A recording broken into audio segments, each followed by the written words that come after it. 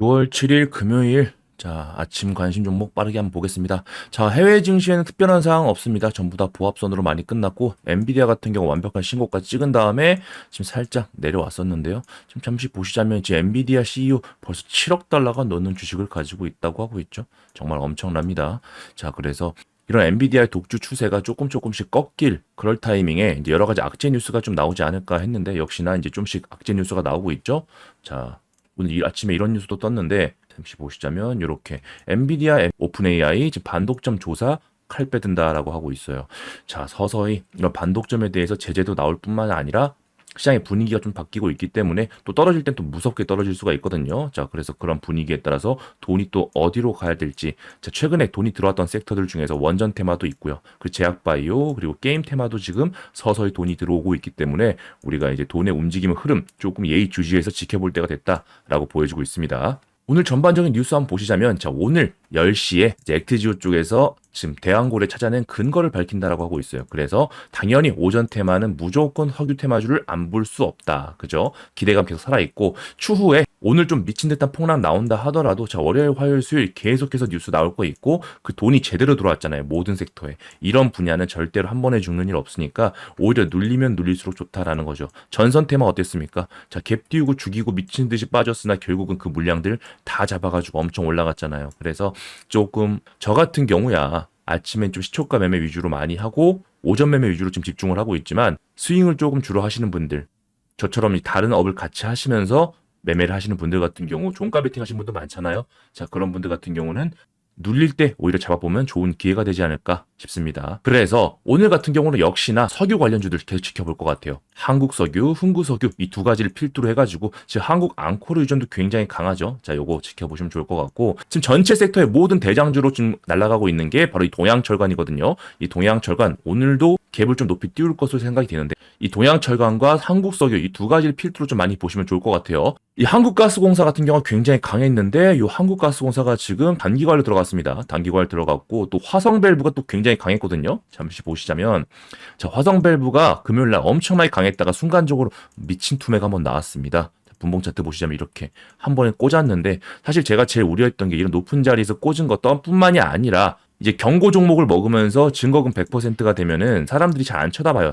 단타 종목들이 조금 눈을 돌린다라는 겁니다. 사실 동양철관 자체도 증 100이었기 때문에 대장주에서 이만큼 주목받은 거지, 그게 아니었으면 진작에 화성밸브 쪽으로 넘어갔을 거거든요. 이렇게 엄청난 유동성을 보일 수 있었던 이유, 바로 증거금 40%였기 때문에 이런 유동성을 가질 수 있었는데, 이제 경고 100%가 되면서 조금 유동성이 좀 떨어질 것 같아요. 그래서 이런 부분에 대한 추이 계속 지켜볼 수 있도록 하고, 그렇다면 더욱더 동양철관을 좀 많이 보셔야겠죠. 같은 값이면 다홍치만 하고 무조건 대장주를 좀 위주로 많이 보시는 게 좋을 것 같다. 그래서 저 같은 경우는 이렇게 상한가 종목들 중에서 동양철관 무조건 지켜보실 것 같고, 뿐만 아니라 이제 철강 관련주 넥스트 같은 경우도 굉장히 강했죠. 시가총액이 작지가 않습니다. 그럼에도 불구하고 이런 미친 상승을 보여줬다라는 거는 마음을 먹었다, 세력이 작정했다라고 하는 거고, 주포의 가능성이 확실히 보이니까 이런 부분에 있어서도 조금 눌림목 잡아보면 괜찮지 않을까 생각이 들긴 합니다.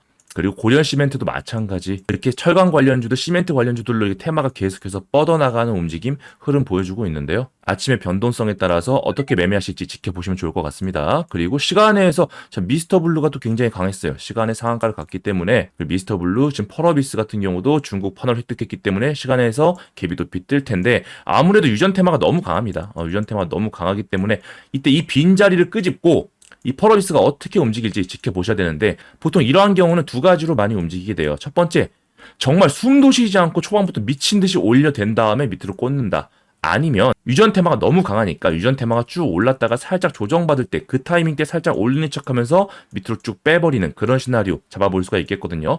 그래서 어쨌든 변동폭은 줄 텐데 조금은 조심하시라는 말씀 좀 먼저 드리고 싶습니다. 왜냐면 이미 높은 자리예요. 이미 높은 자리이기도 하고, 역시나 돈이 많이 몰리는 테마는 유전 관련된 테마이기 때문에 너무 다른 것 이것저것 하다가 영매매하지 마시고 주된 테마 위주로 하시면 좋을 것 같습니다. 그래서 한국석유 오늘도 지켜보셔야 되고, 그 밖에 가스 관련주들 대성에너지, GSE, 시멘트 관련주들 이렇게 지켜보실 것 같아요. 그리고 C사이트 삼성공조 굉장히 강하거든요. 지금 시간에서 또 움직이고 있는데 그만큼 매물대가 좀 얇습니다. 매물대가 얇기도 하고 유통 비율도 되게 굉장히 적어요. 10%밖에 안 되기도 하고, 삼성공조도 마찬가지 지금 위아래 등락폭을 엄청 주고 있기 때문에 지금 사실상 눌릴 때마다 내가 사면 계속해서 수익을 주고 있는 그런 형국인데, 자, 당분간 이 삼성공조 돈이 한번 들어왔다 하면은 좀 계속해서 유동성을 보여주니까 이 5일선과 10선 사이에서도 매매가 가능하니 추가적으로 장중에도 베팅 한번 해볼 수 있으면 좋을 것 같습니다. 그 밖에 최근에 시세를 줬던 삼양식품, 이제 공장 증설 관련된 뉴스가 나왔는데요. 삼양식품과 SKU 그리고 한미반도체도 역시 제가 좋은 기회라고 말씀드렸는데 역시나 좋은 상승 다시 한번 보여주고 있죠. 한미반도체 계속해서 지켜보시면 좋을 것 같고,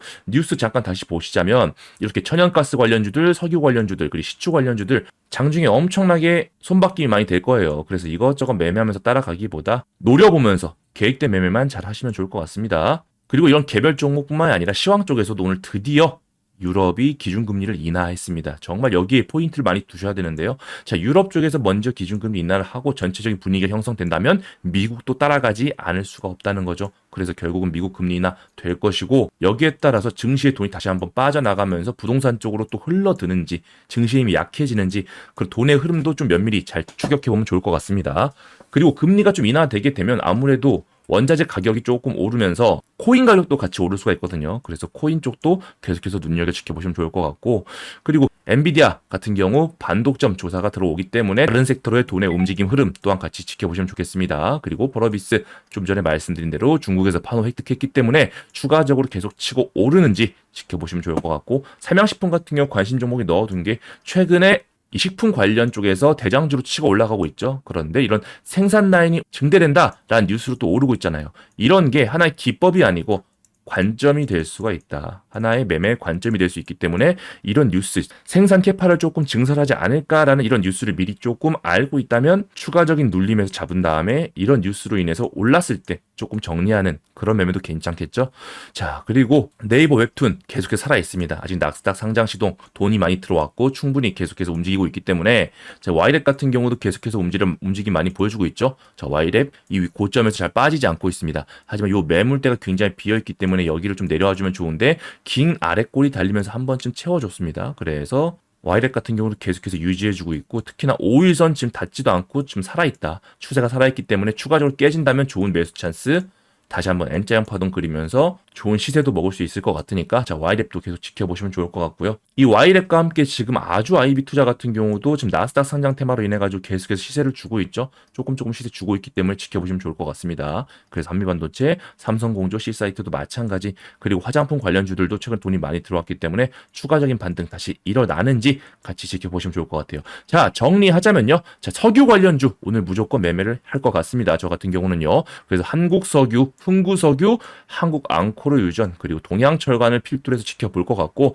그 밖에 돈이 들어왔던 시멘트 관련주와 철강 관련주들도 같이 지켜보시면 좋을 것 같습니다. 그리고 추가적으로 이 LS 마린 솔루션 같은 경우 지금 굉장히 끼가 좋거든요. 그래서 조 단위가 넘어가는데도 불구하고 수급을 10%씩 너끈히 주고 있으니까 LS 마린 솔루션도 주도주 매매하시는 분들 같은 경우 좀 참고해보시면 좋을 것 같아요. 아셨죠? 자, 이렇게 오늘 아침도 정신없을 것 같습니다. 지금 전체적으로 시장에 돈이 많이 들어오긴 했어요. 그래서 등락폭이 엄청 나니까 이거 다 먹으려고 욕심 부리지 마시고 다른 사람 돈 버는 거에 너무 신경 쓰지 마세요. 그런 분들 결국 잃는 거는 안 올리거든요. 그래서 예를 들어 하루에 5천만 원을 버는 사람은 5천만 원을 잃을 수도 있다. 그럼 내가 이 변동폭을 즐길 것이냐, 좋아할 것이냐, 그런 분들 없잖아요. 대부분. 그죠? 그래서 몇 천만 원씩 버시는 분들은 몇 천만 원씩 잃기도 하니까 너무 그런데 신경 쓰지 마시고, 저희는 하루에 30에서 50만 원씩만 조금씩만 모아가면 됩니다. 그죠?